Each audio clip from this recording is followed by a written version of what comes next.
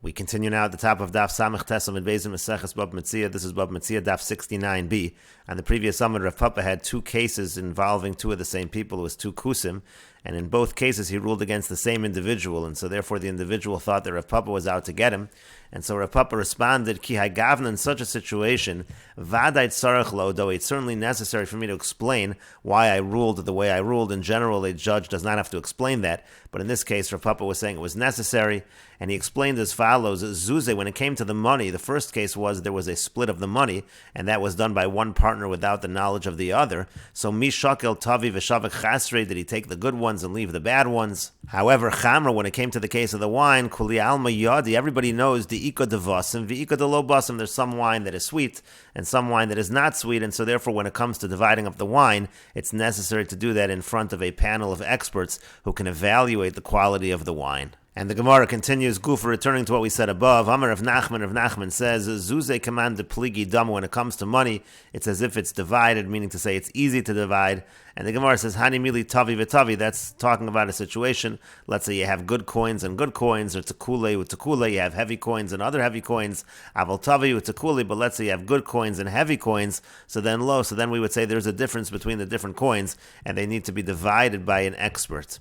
Rashi explains, Tavi u'tekule yesh zuze shemeshkolam kal. There's some money which is light, v'tzurasam yotzis b'hotzah. It's very easy to circulate that kind of money. That's the money, that's the good money. V'hurgulu ba v'tovim b'hotzah yoser mitzura acheres. It's the kind of money that people are accustomed to using. It's easier to use than other money. Mitzura acheres shel zuzi shemeshkolan yeser. You have other kinds of coins which they weigh more. V'osan shemeshkolan yeser chavivin l'misha shokel kesef. Now the ones that weigh more, those are preferred by people who are weighing the money. Mono praspa moznaim. They're using a scale.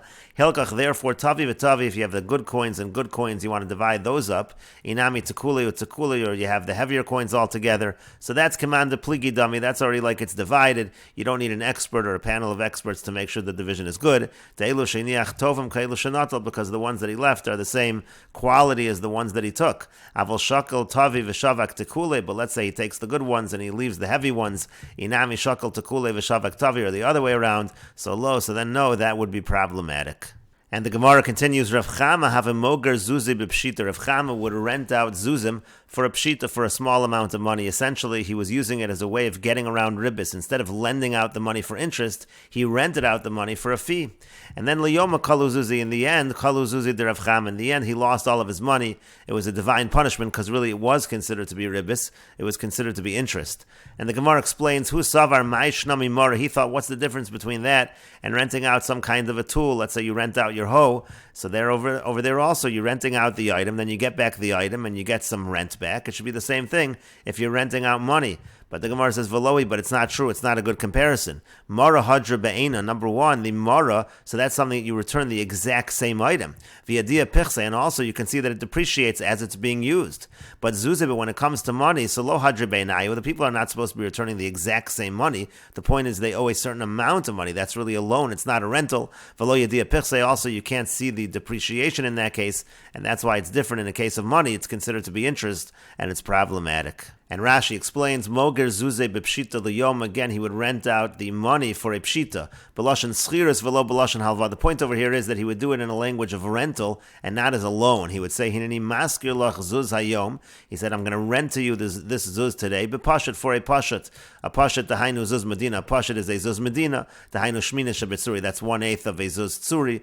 And so the point is, again, he thought he was getting around the problem of interest by renting it out. And the Gemara says that is not the case. And the Gemara continues, Amar Rava says, Shari leila inish lamemar leila chavre. It's permitted for a person to say to his friend, Hey lach dalet zuze, take 4 zuz, v'ozfe leplanya zuze, and then you're going to lend out to so-and-so money. Essentially, the person is saying, I'm going to pay you to make a loan to someone else. Now, in that case, it's similar to interest, because the person is getting paid to make a loan, but he's not getting paid by the borrower, so it's okay. Lo asr Torah elo ribis haba milo v'lemalva. The Torah says it's forbidden only if it's interest that comes from the borrower to the lender. If somebody else is giving the money, it's not a problem. V'yamar Rav, and Rava says, Shari leila inish lamemar leila chavre. It's permitted for a person to say to his friend, Shakel loch arba zuze, take for yourself 4 zuz. V'yamar leila ploni laosvan zuze, and then go tell so-and-so to lend me money. Meaning to say, person essentially paying someone else to tell someone else to lend him money. My time, what's the reason? Schar amira kashakal. He's just getting paid to go relay the message. Essentially, the borrower is paying someone else to convince the lender to lend him money. That is okay. And the Gemara says, Kihada Abba Mar bereder Rav Papa. It's like the incident with Abba Mar, the son of Rav Papa. Have a shakal ugna dekira mikiroi. He would take pans of wax from the wax manufacturers. V'yomer leili avu, and then he would tell his father, Osvinu zuze, go lend them money. Essentially, he was being paid by them, and to go tell his father to lend money. His father was wealthy. Amrulei Rabbanan Rav Papa. The Rabbanan said to Rav Papa, Achal beredim aribisa. Isn't your son? Isn't the son of the master? Isn't he consuming ribbis? He's taking interest over here. He's taking payment for the loan. Amar Lui said to them, Kolki hayribisa nechol. Any kind of interest like that, there's no problem consuming it. That's not a problem of ribis. Lo asra Torah lo ribis haba milove lemalve. The Torah only prohibits ribis that goes from the borrower to the lender. Hachas schar amira kashakal v'shari. Here he's just getting payment for relaying a message, for telling me to lend them money, and therefore that is permitted. And the Gemara continues with the Mishnah, Shamin para v'chamor v'chol davar shu osa v'yochel lemechsa. You are allowed to evaluate a cow or a donkey or anything that works and eats, meaning to say essentially it pays for itself. So you're allowed to evaluate that in the same kind of business arrangement where the person who's managing the animal is going to take half the profits or going to take half the loss if it comes to a loss. That you are allowed to do. Rashi explains, Shamin para gedola, we're talking about a large cow, v'chamor gadol, or an adult donkey, sheru'uyin l'malacha. The point is, they're able to do work, u'malachtam kula shal makabel, and the work that they do will all go to the person receiving, meaning to say it's all going to go to the person managing the animal, and therefore that takes care of the problem of ribis. Now he's being compensated for his efforts. Lemechse means, again, you're going to divide everything in half. Lachlok shevach, meaning whatever the improvement is, you're going to divide. Sheyashbichu b'damim uvavlados, because the animal goes up in value, and then you also have offspring, and again, that is going to be divided between the owner and the manager. And the Mishnah continues, Makom shenagu lachlok es havlados miyad cholkin. If it's a place where the minhag, where the custom is to divide the offspring immediately, then that's what they do. They divide the offspring immediately. Makom shenagu lagadal yagdilo. But if it's a place where the minhag is that the person, the manager, raises the offspring, so then they should raise the offspring. Rabbi Shimon ben Gamliel, Omer Rabbi Shimon ben Gamliel says, and this was quoted earlier, Shamin egel im imo v'sayach im imo. You're allowed to evaluate a calf together with its mother, or a young horse together with its mother. The idea was, again, that the mother takes care of two portions. First of all, the mother is going to do work, so that's going to essentially be an income for the manager to take care of the problem of ribis. And then the other issue is carrying the animal around. So if there's a mother, there's no issue of having to carry the animal around because it follows its mother. That was discussed on Meseches and Beis, and again, it mentioned over there as well that Rabbi Shimon ben Gamliel counts the glolim, he counts the dung as compensation, again, to avoid the issue of ribis. And finally, the Mishnah says, Umafriz al sadeu ve'eno choshesh mishum ribis. He can increase with regards to his field, which the Gemara will explain, and there is no concern of ribis. And Rashi explains, Lachlok es avlados miyad, if the custom is to divide the offspring immediately, it doesn't really mean immediately, says Rashi, rather kishatavo shnas chalukas, and it means when the time of dividing comes. Kedamar la'el, that's what we said earlier, bedaka shloshim uvagasa chamishim yom, by the small animals it's 30 days, by the larger animals 50 days. And then we had the opinion of Rabbi Shimon ben Gamliel, Shaman egel im imo, we can evaluate the calf with its mother. Ve'in tzarech litein schar amalum mazon la'egel el la'im. You don't have to worry about the money that you have to pay for the effort and for the muzzin for the calf. It's all taken care of again through the mother. And finally, the Mishnah said, Ma'afrin al sadehu, you can increase with regards to the field, and it's not a problem of ribis, it's not a problem of interest. Lashon part of the word ma'afrin is like to increase. Uvagamar mefarish kates and ma'afrin. The Gemara will explain what we mean by ma'afrin. Velinir, and now Rashi says, in my opinion, ma'afriz is bezayin. It shouldn't be the word ma'afrin. It should be ma'afriz. That's actually how we have it in our Mishnah. Lashon ma'archivu magdal. That's a language also of expansion. We find this word used in a couple of places. We find it as well in the Piyut by Rabbeinu Meshulam. And the Gemara says, Tanu Rabbanan, the rabbis taught, Ma'afriz al sadeu ve'eno choshesh mishum ribis. A person can increase with regards to his field, and it's not a concern of ribis, it's not a concern of interest. Keitzad haso hasochres hasada mechaveru ba'asara kurim chitin lashana. If somebody rents a field from his friend for 10 kur of wheat per year, v'yomer lo, and he says to him, Tainli masayim zuz, give me 200 zuz. It really means lend me 200 zuz. V'afar nesena, and then I'll be able to take care of the field. I'll invest in the field, improve the field. V'ani ale loch shnei masar kurim lashana. And then I'm going to raise the rent. I won't pay you 10 kor, I'll pay you 12 kor for the year. So then mutter, that's going to be mutter. Now the reason that might have been a problem is because he's getting a loan, and because of the loan he's increasing the rent. It seems like he's essentially paying for the loan. The reason why it's not a problem is because the loan is really being used to invest in the field, and therefore it's not a problem of ribis. Aval ein mafres lo al chanus velo al sfina, but you're not allowed to do the same thing. You can't have that kind of increase when it comes, let's say, to a store or to a ship. And the Gemara continues, Amar Rav Nachman, Amar Rabba bar Avur. Rav Nachman says that Rabba bar Avur says, Pa'amim shemafers al chanus. There are times where you are allowed to increase when it comes to a store in this fashion. Lutz or batsur. If you're going to make an investment, you're going to paint a design on the store. And Safina, the same thing with a ship. Lasos le'eskaria. Let's say you want to have a new sail for the ship. Those are investments. It wouldn't be considered a problem of ribis. Chanus lutz or batsur. So let's say you have a store, you're going to paint a new design. Titzavaba in shiva have igris because more people are going to gather at the store. You're going to make more money. And Svina by the ship as well. Lasos le'eskaria, you're going to have a sale. Kaven the shafira eskaria tfei igra tfei svinta. Since you have a nicer sale, so you're going to have, the ship is going to be able to make more money.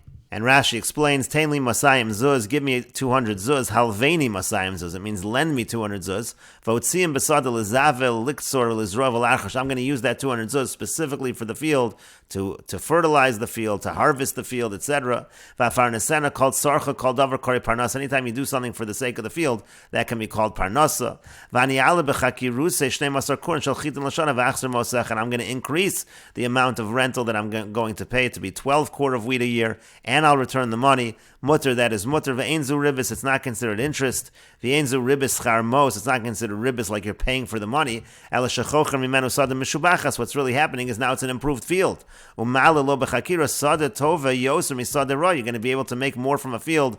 Again, if it's a better field than a bad field, masayim zuz or shnei kurim chitim, it's essentially that offsets the increase. That's why you can have here those 200 zuz returned also with the extra 2 quart of wheat. It's not going to be a problem of interest. But you're not allowed to do the same thing if it comes to a store or a ship. Meaning, let's say he rents a store from him, or he rents a ship. He can't borrow money, liknos peiros, in order to buy produce, and then sell that produce in the store. Or he's going to buy merchandise to take it in the ship. And then in exchange for that loan, so he's going to pay a higher rent. The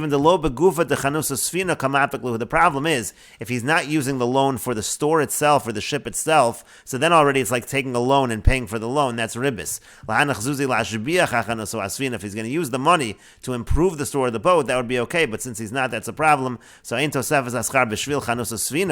we don't look at the additional money as being for the store of the ship. We look at the additional rent that he's paying in order to get the loan, and that of course is problematic. And that's why the Gemara said that if he's going to improve the store directly, lotzur batsuros, he's going to paint designs in the store. He's going to